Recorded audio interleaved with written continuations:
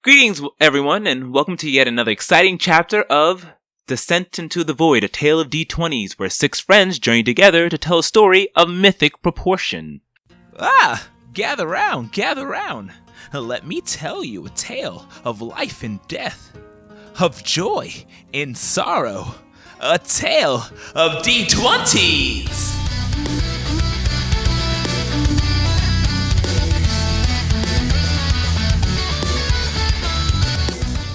Last time, Liberators, you suffered a great defeat at the hands of Hiei in the Northrill. He had become the daimyo of Frostmoor and leader of the Demon Dancers. As he took his victory lap, a familiar drow figure appeared. It was Doramo. Hiei bowed to him, calling him the Dark Lord, and Doramo revealed that now that he had taken over the Demon Dancers, he could hunt down the remaining shards and assist Hiei in taking over all of Shiverin. He also noticed Horatio and King and greeted them with a strange familiarity, claiming that the Prolepsy must be targeting him and not Hallister now. Before he could capture you all, kill you all and capture Horatio and King, Ren unleashed her final vagary and overbursted, causing the arena to erupt into a large stone-like maze structure, pushing you all out and keeping her inside with the foes. Licking your wounds, you all had a long, solemn journey to Fia, where you had decided to go. You wanted to connect with a contact of Cal's named Noire Diore and see if he can set up a meeting with Queen Camilla so you can warn her of the events that had transpired. King had attempted to do so and, in reaching her, was greeted by a little malice and was quickly shut off. Also, Monako connected with her patron, getting certain instructions involving King in order to enact a dastardly plan. So, Liberators, the sounds of crashing waves could be heard far, far out in the distance, and your nostrils are starting to pick up the salty smell of winds blowing against it. You are heading your way to the city known as the Frozen Fortress, the capital of Shiverin Fia. Awakening from your nap outside of the mountainside, what do you do next? What time of day is it again? Could you remind me? Early morning. You guys all wake up about 9 a.m., although it doesn't look like anything different than dusk. It is early morning. I guess we continue heading towards Fia, right? Yeah, we've made plans to contact Noire Diore. He knows we're coming, right? Yeah, we need to make sure we're on our way there. Otherwise, we might not have the best reception after disturbing the queen like that. Sorry, I got flustered and thought it was the best thing to do. No, we were all a little flustered. Once they see the gravity of the situation, they'll understand. I hope you're right. Alright, so anything you guys want to do before you continue on your journey forward? In the early morning when they wake up, before everyone is up, Duran is going to be up in the morning, kind of training and kind of meditating on his connection with the magnetic blade. Before everyone leaves, or before we leave, I will cast a spell of aid on all of us and use 2 of my 3rd level spell slots to give everyone 10 permanent temporary health. As, after everyone gets up and before we go, Minako does take the time to make sure that everyone is adequately, fed and packed. As a part of my morning rituals, I will touch my circlet on my head and give my thanks and praise to Myliki and Nyx and activate my mage armor as well, since we're still in the mountains and in the woods. Yeah, Horatio will also have little cube that he has that floats around him come up, and one little piece of it breaks out and stops at Horatio's chest, and he also gives himself mage armor. Okay, the two of you cast your mage armor, and the magical energies cast upon you, causing them to look with its magical shells protecting your bodies. During the cooking, she bothers to pour in. She pours in a bit of love into the actual effort of the cooking, but also during the preparation puts on a bit of a conversational, inspirational.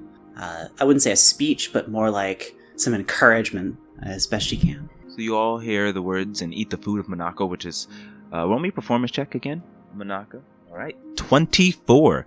Nice. It's a delicious meal, what you expect to come from Monako, and you all feel very invigorated. getting your temporary hit points. It doesn't stack if you already have some, but if not, you get how many? Is it 8? It's 16, but last time she was depressed, so she only gave half.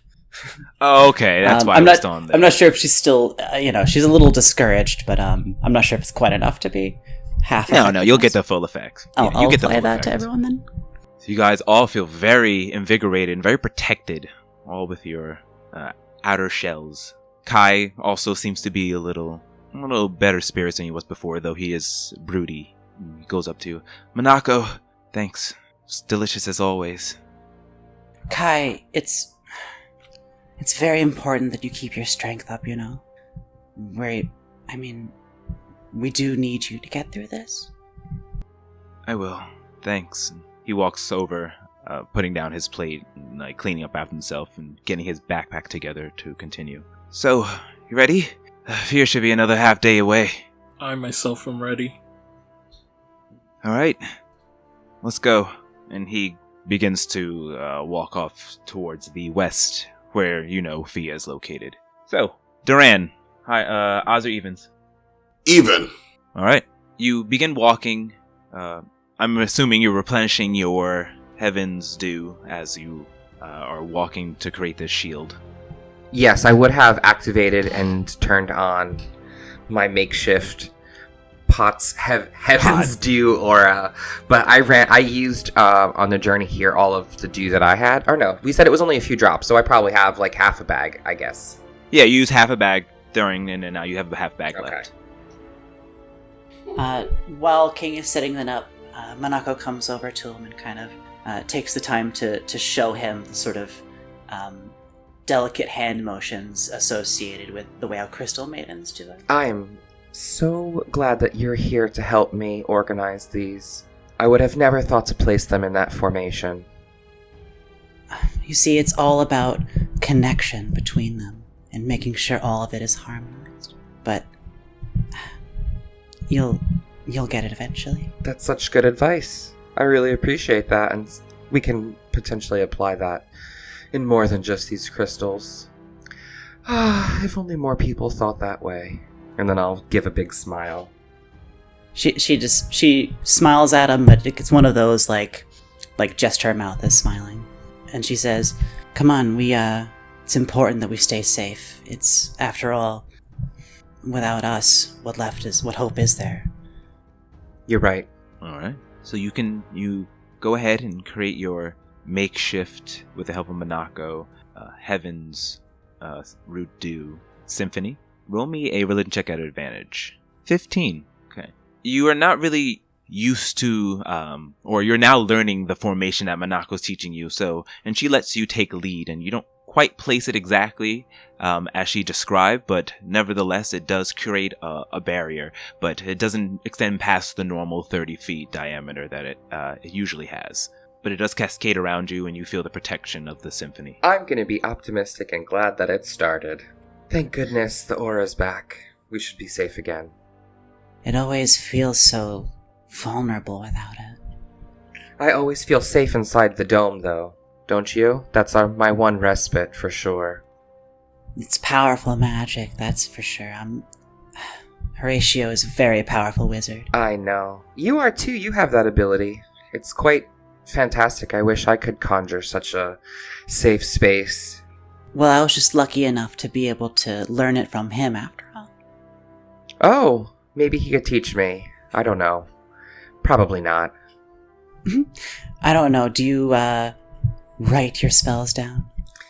No, they just sort of come to me. I feel like a connection when I pray and when I tap into the weave. It's just like it's like there's a harp all around me, and I can pluck the strings and pull into the world what I wish. I don't know, it's hard to describe. Maybe I can learn how to write that down, but... It sounds like you must feel very strong. Sometimes I do. Especially in the heat of the moment, or when you or anyone is in danger, I feel power surge through me and protect and, defy the evil in front of me. Duran is intently listening in on this conversation nearby. it's I don't know. I don't know how to describe it.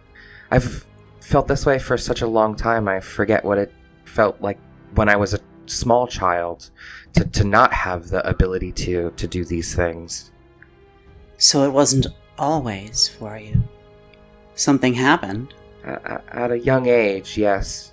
I was, a normal child. I was a little meek, and I think that's why I am and I'll stand up proudly as tall as I am. And a great sickness came over me, and my parents and my village thought that I would die within a few days, as the fever would not break, and my body just grew hot and sweaty and thin.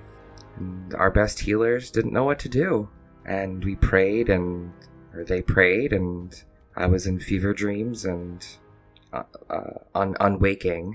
And then in that moment of hardship is when Myliki came to me and said that the weak and the vulnerable need a leader, and that I need to grow to become a person who can be the beacon for those in need and lead my people to a better place. And that's when she bestowed to me Chastifold and healed me of that disease.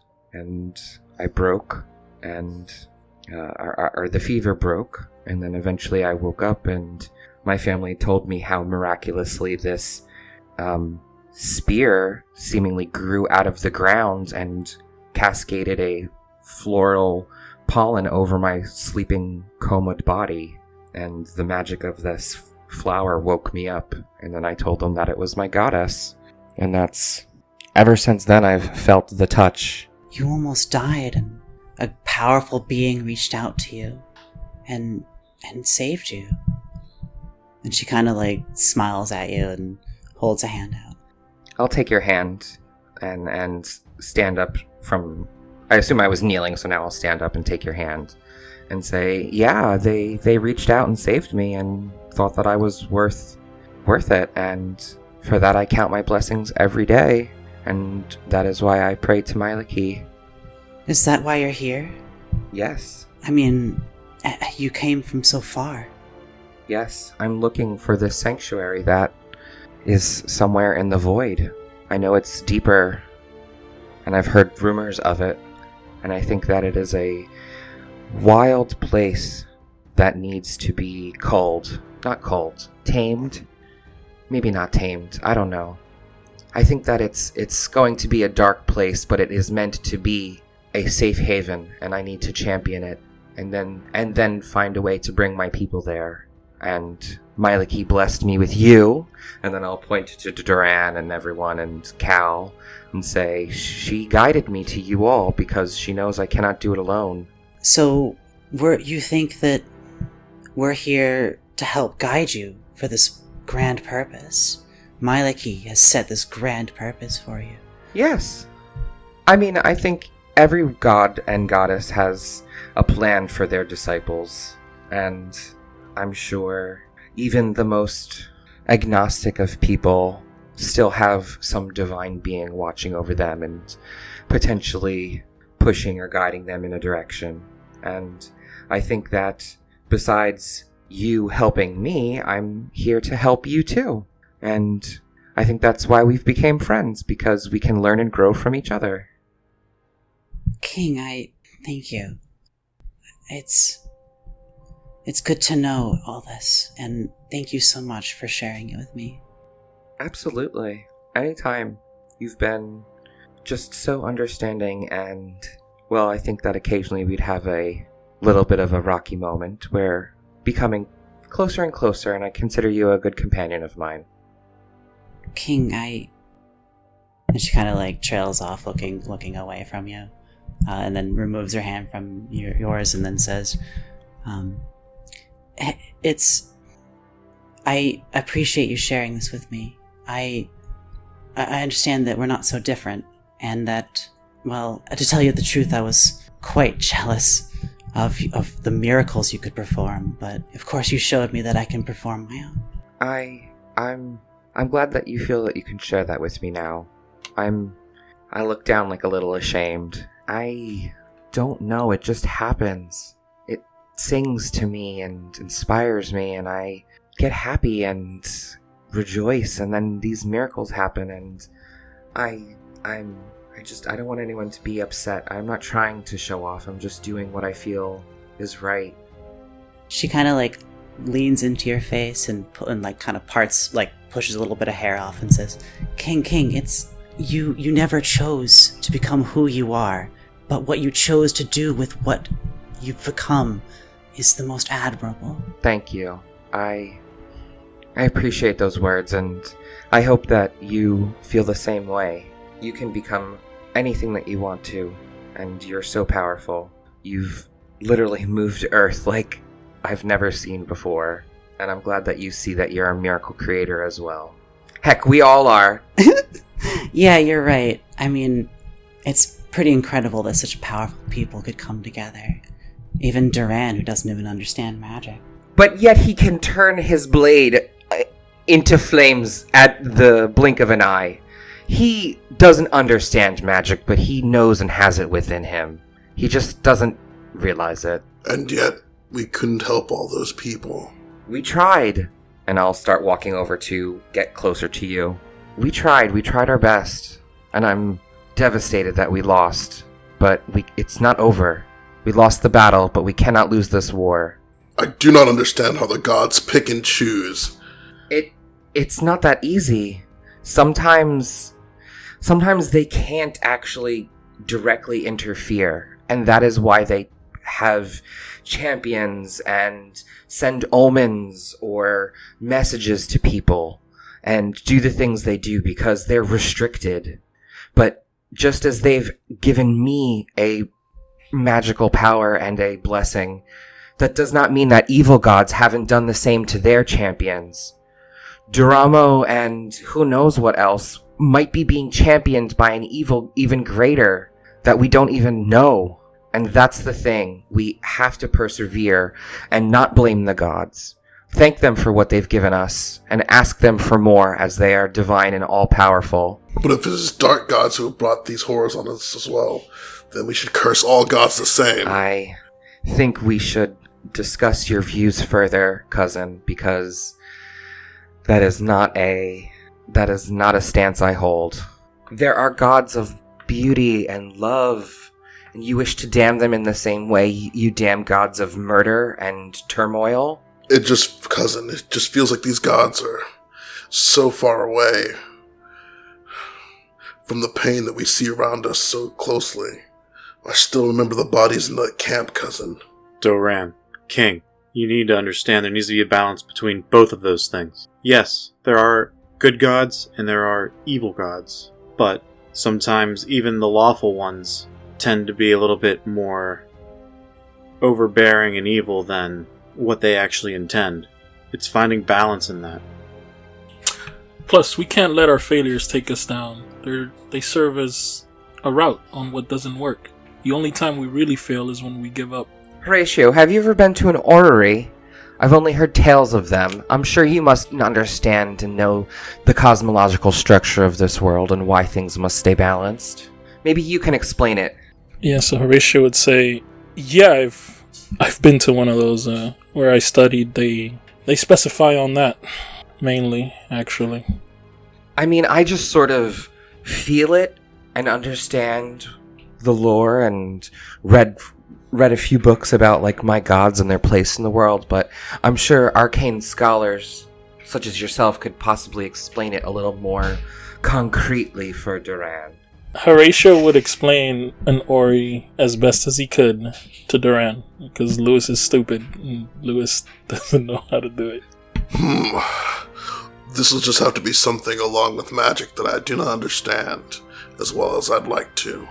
Well, as long as you endeavor to understand it, perhaps between Horatio and myself, we can help you through it, because I would like to learn more as well. I do not understand it or fully believe and trust in some of these things, but I believe in trusting you, cousin, and I believe in trusting you, Wizard Horatio, and all of you, as you've guided me so far safely. We must stop Doramo. By all only hope that whatever he's done is something that can be stopped. Alright. So as you all go into your conversations and discuss your future plans, past, and histories, the day carries on. Some demons do kind of scan your perimeter, but none dare step close enough as they hear the screeching sound, to you, though pleasant, of the symphony in their ears. So, the further you walk down the road, the smell of salt water and the sound of crashing waves is hitting your senses even harder.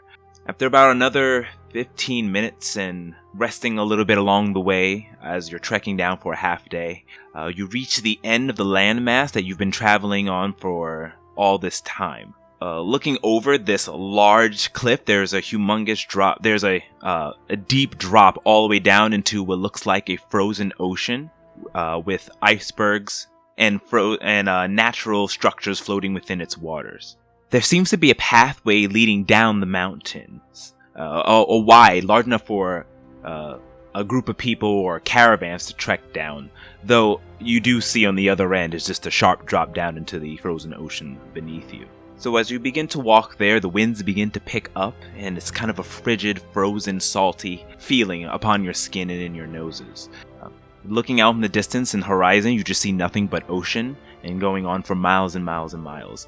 And as you walk down this wide pathway, you see that the mountain side, which looks like the actual continent of the country of Fia, is a mountain iceberg-like structure. So after about another hour traveling down this landmass, you finally reach the bottom and see the ocean before you.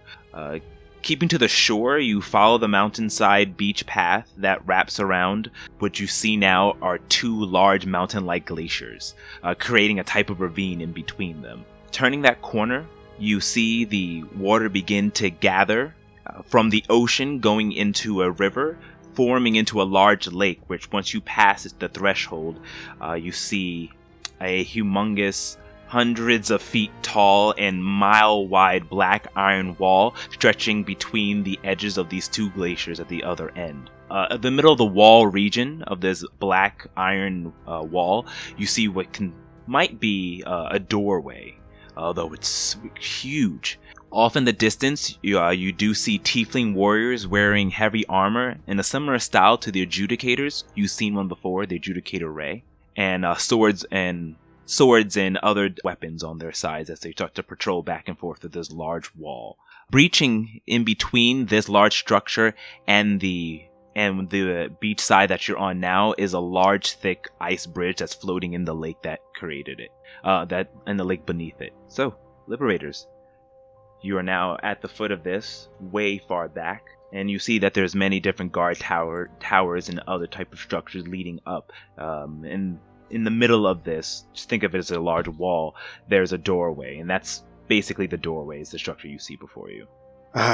Welcome to Fia, everyone. Is it, as rough as I've been told? It's different. I came out of it alright, it seems. How will travelers be met at the gates? Well, as long as we are stating that we're looking for Noire Diore, I think we'll be fine. I must ask, Cal, do you know if there are people who would be allied to the demon dancers and hostile to us in Fia if we go in? DM, would I know that there are demon dancers also in the city? So things you would know, Cal. Definitely you've come in and out of Fia, and it's not like you can go in and out. Adventurers can leave. You live here. This is where your home is. Mm-hmm. And each resident of Fia does have a badge that you have on you that you have in your bag. You can immediately show it to them to let you know that you're a resident here. So you don't need to give the name Noire Diore. You could just pretend like you're going. Oh, okay, cool. Demon dancers can be patrolled. Demon dancers could be anywhere within Shiverin, so they could be here. And that they could be undercover because they have their own missions. They're just like the CIA. Got it. They'll definitely be on the lookout for us in here. Perhaps they might want to use disguises before we go in. I was just about to say that, cousin. Good idea. I think that would be fine. I can just say that you're with me. I have my badge here. Is it alright bringing so many, though? Yeah, I will explain that I am aiding you in a trade mission, and we're stopping at my home to recuperate before departing again. What about Kai?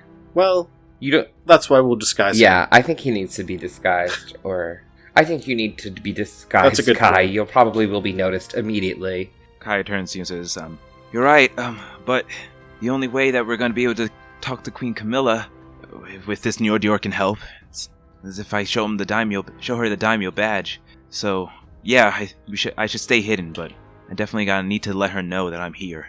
Let's get to the safe house, and then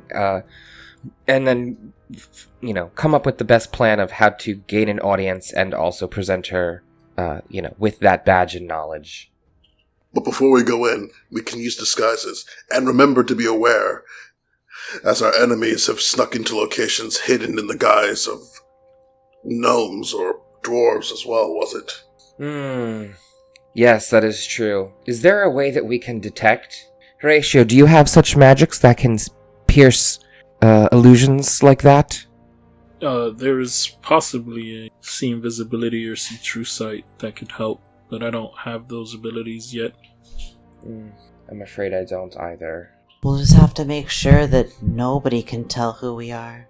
Or at least those of us that they're on the lookout for. She's just looking at Kai. They're probably going to be on the lookout for all of us, to be honest. I have a spell that I can learn that changes how I look, so I'll be able to once I take some time. Duran pulls out a kind of calligraphy brush and a disguise kit, and he's ready to start trying to give people that new look. I'll also help with my disguise kit. Help Duran get Kai looking like a brand new man. Okay. So you take out your disguise kit, and Kai's looks at you and goes, "All right, I'm all yours." And you go ahead and begin to work together to set up a disguise for him. Yeah. I would say roll me a deception check at advantage, and you can put your deficiency. 18. All right, not bad. So with the help of Cal, you put on a very convincing disguise. Describe how you want Kai to look, because he'll look exactly like it. Make his skin, a little grayer in tone and complexion, and kind of make him look a little bit more like Cal, like he could be a younger relative. That's a great idea. I totally see the resemblance. Okay, great. So you make a young relative of Cal, and so after dawning upon using the help of Cal, you use the dyes and wigs and other material to create a very convincing disguise, changing very much with the skin paint and the face paint, his pigmentation, making him look from his reddish color to the more silver white color of Cal, grayish color of Cal. You put on, using many different tools in there, create a look to give his eyes the same shape and look of Cal's as well, and change his outfit to give something that a normal person from Fia would wear, and it's very convincing. So, how do I look? Very dashing. Alright, so what's the plan? Cal, you do the talking and lead us to either your house or do you have a house or do you want to go straight to Noire Diore's? I have a place. My friend Axios is living there now. He kind of watches over it for me when I'm not home, and I'm not home a lot. So it'll be kind of a surprise dropping in like this. You got bedroom for 6. It'll be really tight, but I'm just maybe kidding. by the time we get going and talk to my contact with the mercs, we won't even have a time for a real rest. But we'll probably be able to make some space. It's modest, but oh, I was just kidding. No, I was just kidding. I don't mean. Also, Axios is always up to something, so there's probably gods knows what ever happening there. Axios? Yes. Well, I don't want to stay out on the streets too long. I hate the idea of some demon dancers spotting us, reporting us back. So do we go to your house or to the guild first? Might it be too early to go to the guild?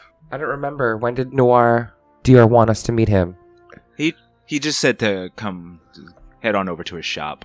Oh, I'm sorry, to his bar, his establishment, which he didn't say the name in the sending, but you would know what it is, Cal. Yeah, we can head to his bar now, or if you want to go to my place first. I mean, I feel like we have enough energy.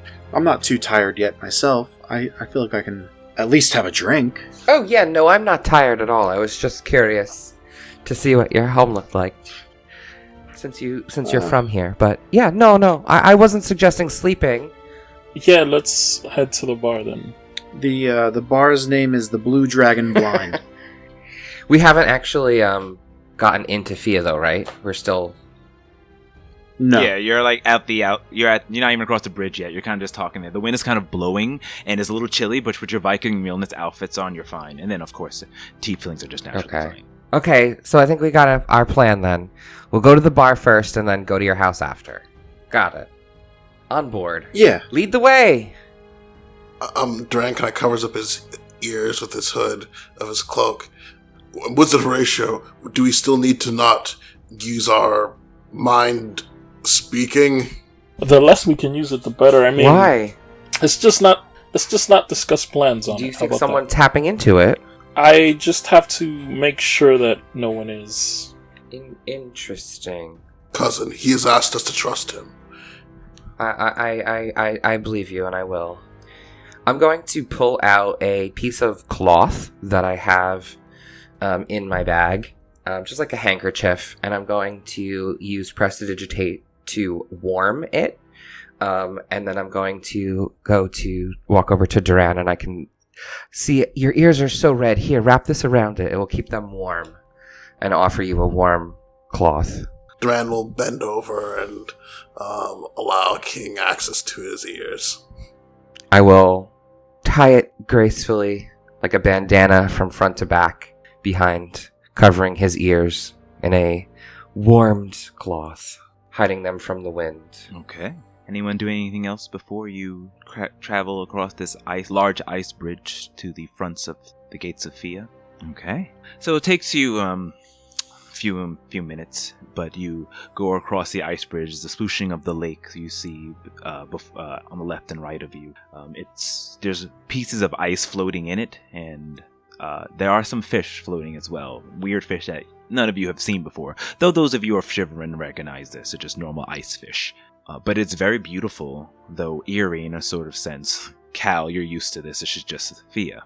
You know the true beauty of Fia that lies within. You continue walking further up, closer and closer, and then you get to where the first station, Cal, is, where the guards will come up and ask for your identification and your purpose for your visit, if you are a visitor. Anything you want to do before you walk up to that part? I just want to take a second to look over everybody and make sure that we are disguised enough and everything looks good. Okay. Kai, alright, maybe Kai, stand in the middle whenever we're walking in, so you kind of blend in as much as possible. Should we flash our Seekers badges? Would that help? No, because they may be looking for Seekers. They may know. Oh. They may have had word. Oh, you're right, okay. I'll just say that I've been guiding you from... Where did I guide you from? I was guiding you from Broken Bay and Chilford to Fia after a trading expedition. Okay, All right. Fantastic. Let's go. And we walk up to the gate, and I flash my badge. Okay, so going up towards the gate, and you all can see the massive metal structure that is this miles wide great wall iron gate. I'm going to quickly utter under my breath. Actually, no, I'm not. I'm going to, for the first time ever, subtly cast a spell with no verbal or somatic components. Okay. And I will look at Cal as he goes to speak to the guards, and I'll say in my mind, Myliki, make this go as smooth as possible and guide him, please. And a little tiny flower will appear in his hair and give him guidance. Well, thank you. Okay, so using your inner sorcery magic, you tap in to the energies within and connect to Cal, and within almost like an invisible thread of magic goes onto him, and this appears upon you, Cal, and you are blessed with the power of Myliki, letting you use a D4 to your next ability check. That'll probably come in handy. Excellent. All right. and then you see two adjudicator dressed individuals. One tiefling is red, and the other one tiefling is more of like closer to a light blue. And they run over towards you. "Halt!" says the red one. "State your purpose." It's me, Cal Morgul. Here's my badge. I live here. I'm just bringing this company that hired me, doing a little trading run. Needed to stop at my place for some shelter for the next couple days, and then we're probably heading back out. He looks on over towards your badge. "Cal Morgul." Right. Looks to be checked, and he's scanning it, looking at it. There's different writing in front on there stating who you are, your address, and all that type of information. And after looking at it and confirming it, he looks at the other tiefling and then looks on over at the group. "Oh, do they have any proper notice, any proper paperwork?" I wish they did, but they're over from the Rainbow Ridge Estate, and I'm guiding them all myself. Fortunately, they don't keep the same types of records as we like to keep over here. "Oh, so they're from Thelos." And they look at you. A little odd. Roll a deception check. A deception? There is a human with him. You are trying to deceive him. I hope I do. 23. And they look at you and says, "Oh." And he looks at all of you. And he says, "Oh, all right, yeah, they look like folks who are probably from Thelos." I also flash my Seeker's badge and say, "Do you think you can't trust a Seeker? Do you see what level I am?" And he looks at it, and his eyes wide open up wide, and of course, you're right. I didn't know you were a Seeker, but as you are a resident, and I will take the word of an Electrum Seeker. And he kind of smiles at you, saying that, "Fine, you can pass with your Thelosians." Thank you very much. I kind of wave my hand and give a small head nod as I continue on in, as if I own the place. The light blue one says, "Wait! We need their names. They're not residents, and if they're going to be under your charge." So he writes down Cal Morgul and company, and please, and he goes and looks at each of you, first starting off with King. My name is Marcos. Marcos. You have a surname? Delothian. Delothian. Right, and you looks over at Duran. Duran just says the word "no" in Elven. Whatever that would be. Type it in the chat. It still might be no. Actually, I can. Alright, so you say... It looks like a owl, or I don't know what that is, how to pronounce those characters. Ota. This make you say we'll say it looks like owl. So you say owl. Aula. Owl. So going off and saying owl, he goes, "I won't even try that." Okay, got it. And he starts writing it down in the Infernal script, however he translates it. Then he goes on over and you, my beautiful tiefling lady, and he looks on over at Monaco. Oh, well, my name is Ren. Of course, I was picking up a little bit outside of Thelos, but I'm on the way like everyone else. Do you have a surname, Ren? And she will give a surname Okay. off the top of her head. Alright. I would say, Ren Sterling. Got it. Kai steps up and says, Lucius. Just Lucius. You notice that he also changes his voice. Just Lucius. I'm gonna roll the second check for him. Okay, not bad. The tiefling gentleman says, Lucius. Got it. And then lastly, When he gets to me, getting to Horatio. Horatio will say, Gerard Dularian. Gerard Dularian. Got it. Giving all your pseudonames, you walk through the gate. The large doorway does not open up, and you get close enough, and you see there is a smaller door that opens up, though it's still large. Similar to this door that when you entered in Galim, it was a large wall. that open up, this is the same thing, though not the entire mountain. So as you all walk up towards this smaller section of the large mile-wide, hundreds of feet tall wall, the section that you're passing through opens up, leading deeper into the mountain glacial side. There's a bright light coming from the end of the tunnel. It doesn't take you long to pass through this threshold before what you see is the direct opposite of what you had first entered. Instead of this kind of desolate, icy, snowy tundra adjacent to an icy glacial beach, what you now see a large city that's directly next to the coast that leads into the ocean. It looks like a beautiful large ice city encased in a glass dome, as if it was inside of a snow globe. Around the corner, as you're walking past, you do see the ocean hitting the shores of Fia, bouncing off of the glass exterior. From this distance, you can see large structures and buildings that lie within.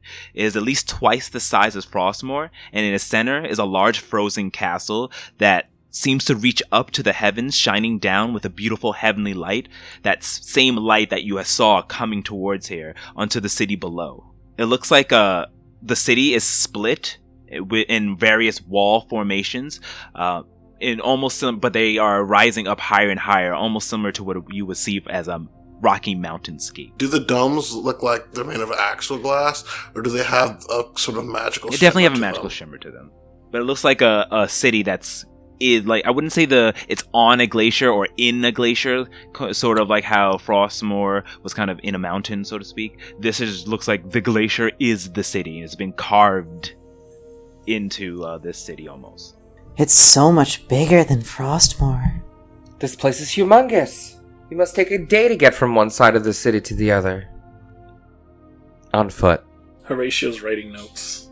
Just looking at everything in the city and writing it down. Yes, it was a great place for a young tiefling like myself to go unnoticed and get lost in. Cal, where's your home? Point to it. Oh, you see that spire over there? And I point to one of the many spires in the distance. And yeah, that one right over there, yeah.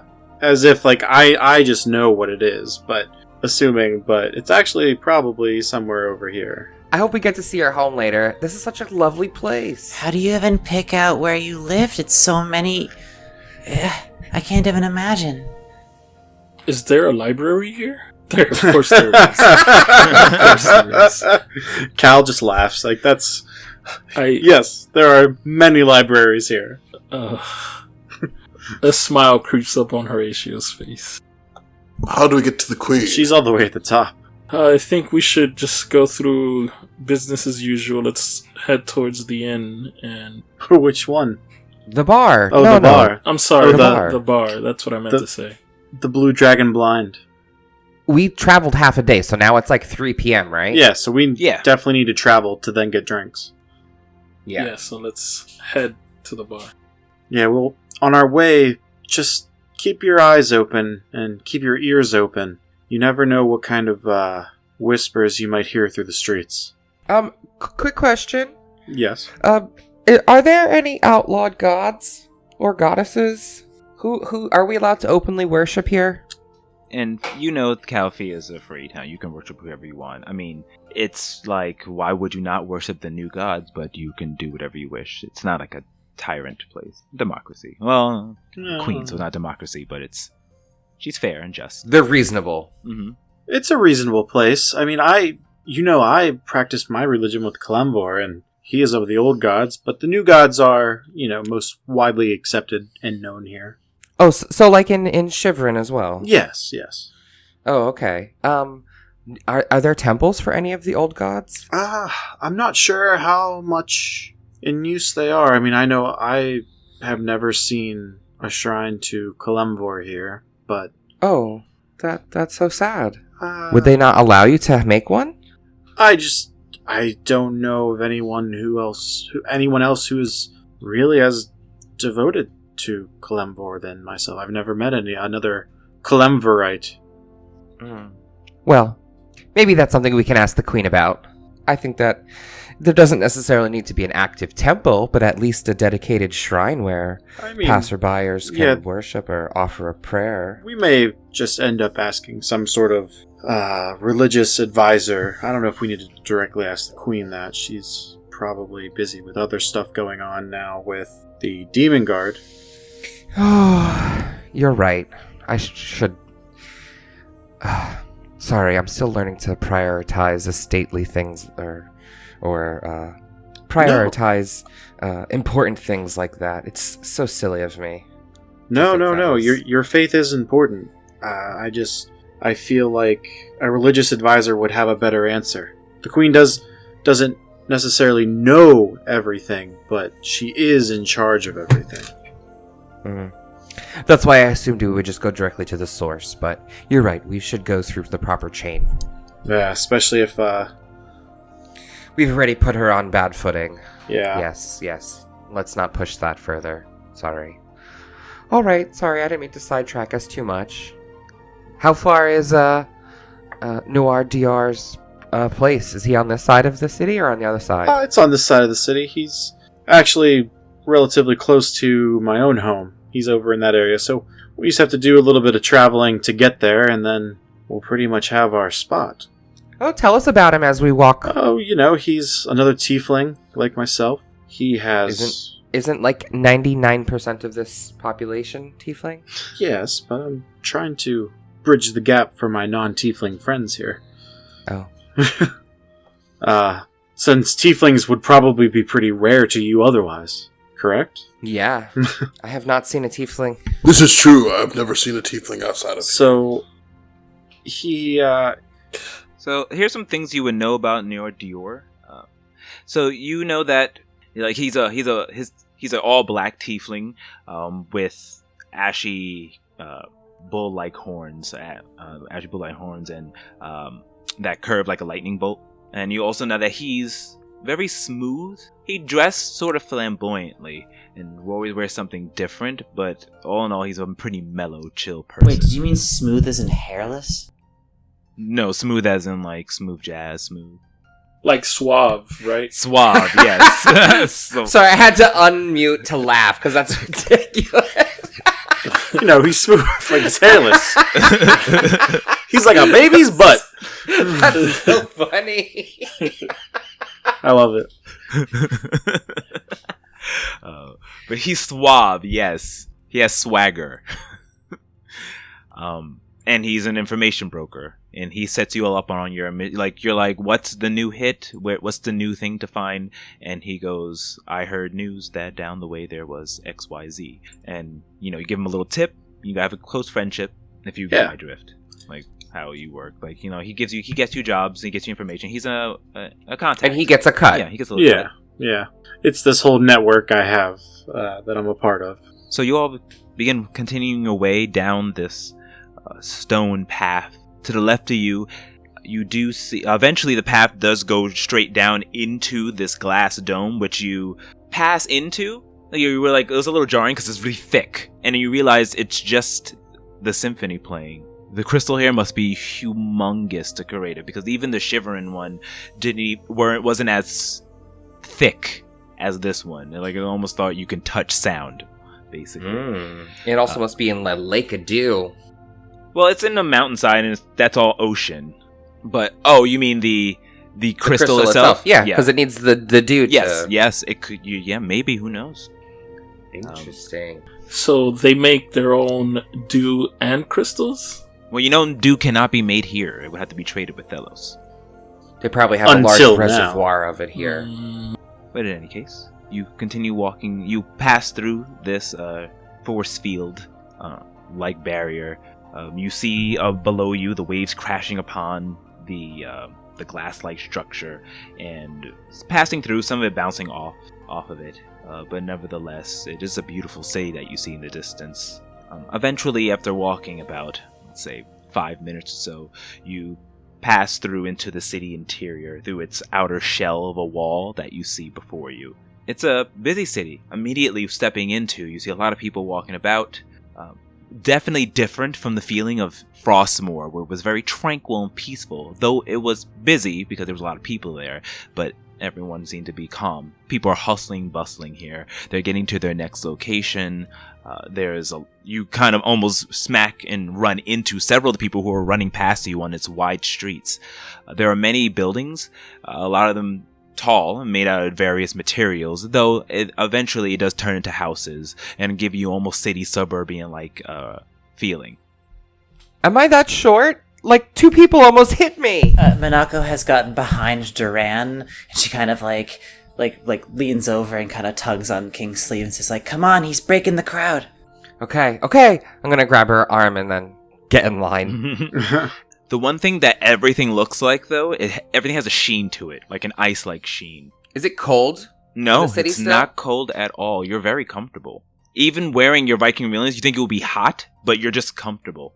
So, like, if you take it off, you would think you would get colder because you're warm now. You don't. You still always feel at a right temperature. Such fantastic magics to keep the comfort level of the whole city like this. That's impressive. They must really care for their citizens. You could say that. I mean, the queen is a very fair ruler, and trust goes a long ways with a city this size.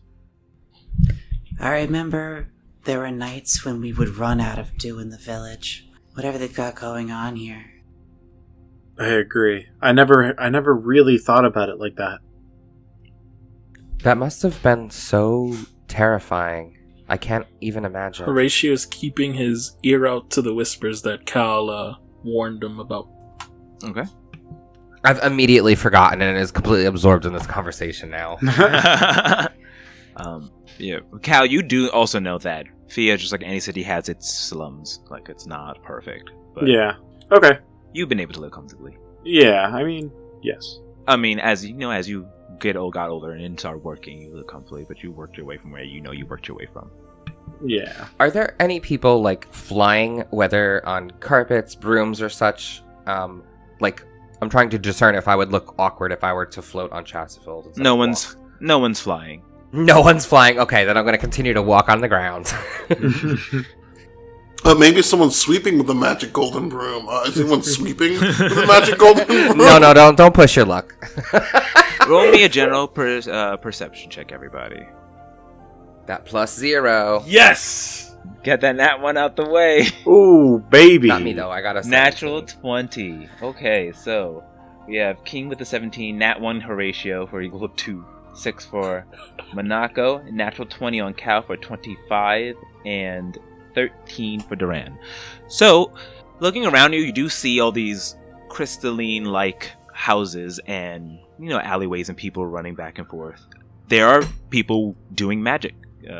Not everyone's a tiefling here. There are definitely other races over here, and some people are like putting up things using telekinesis or some type of mage hand like object. So you do witness that it's not like it's devoid of magic, though no one's flying though.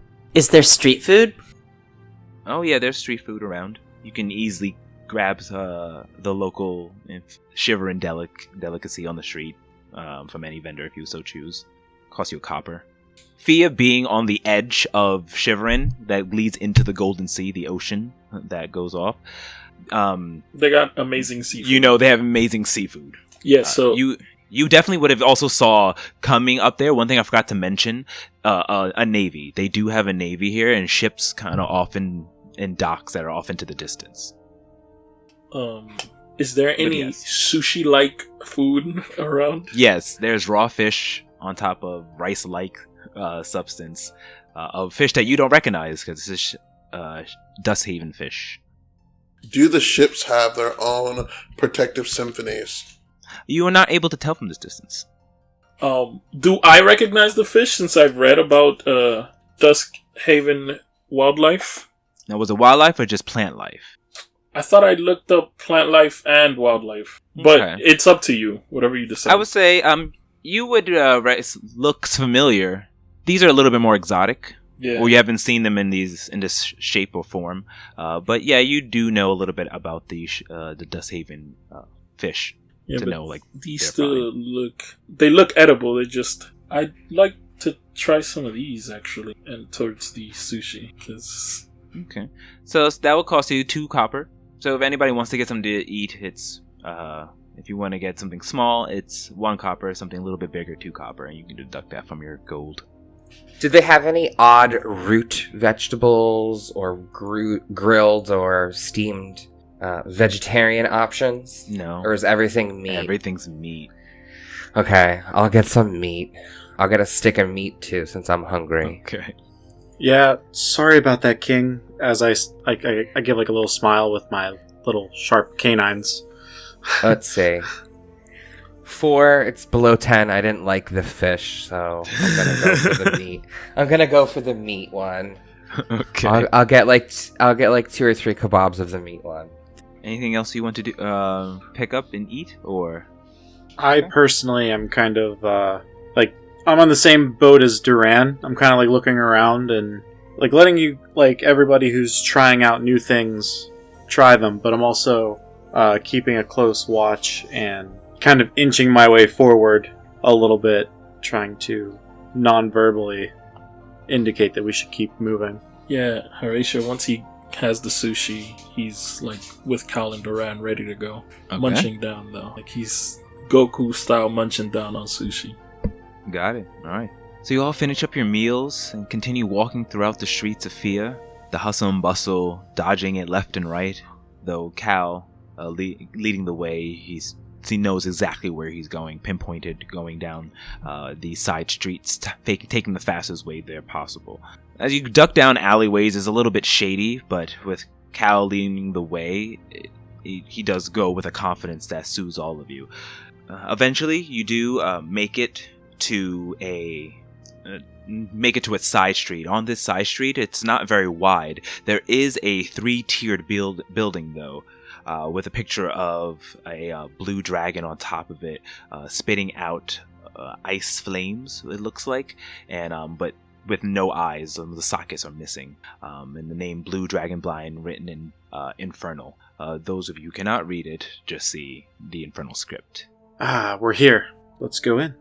Before they go in, Duran is going to try to sneak a dagger up his sleeve in case he needs a quicker weapon that isn't as obvious as his large weapon.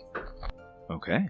You go ahead and stow a dagger, and you all begin to walk up with Cal leading the way, opening up the door, turning the knob. The first thing you feel or smell is the scent of alcohol, combined with like a sweet dessert-like sensation, almost like a sweet sake, just into the air. You do step in, and it is a typical bar situation, but there's a staircase in the back leading up to the other multi-tiers. Towards your left, you see there is a stage where a tiefling performer, is singing a song. Looks like it's a bard with a lute, and it's playing the local Shiverin style music, while there are many tenants sitting around circular tables eating and drinking their food. Waitresses and waiters going by taking their order. At the other end of the hall, you do see a black tiefling with red eyes and ashy white horns that are curved like a lightning bolt coming out of his temples. He has long, luscious black hair that falls down his back, and his shirt covers little, just mostly his arms, revealing his chiseled abs, pierced nipples, and belly button adorned with gold jewelry that matches pierced ears. A thick tail swings behind his tight black jeans, and you recognize this as Noire Diore. Noire, how's it hanging? I see business is going well. He looks up towards you, putting down a glass that he was cleaning, and goes, "Cal, baby, it's good to see you. And I see you brought your friend." Yeah, it's been a while, hasn't it? Yeah, a long time. Did you find what you were looking for in Frostmoor? Another time we'll talk about that. Alright. So what brings you to my neck of the woods? From your message, it sounds like you had much to talk about. Yes, can we get a table and speak privately? Well, of course. Do you want to get somewhere more private? Yes. Alright, I'll take you back to my chateau. Follow me. And he looks onto one of the other tiefling bartenders and says, "Handle this. I have a business to attend to." And he walks back towards a back room, opening up the door, looks back towards you and says, "Follow me." Hey, everybody, let's go.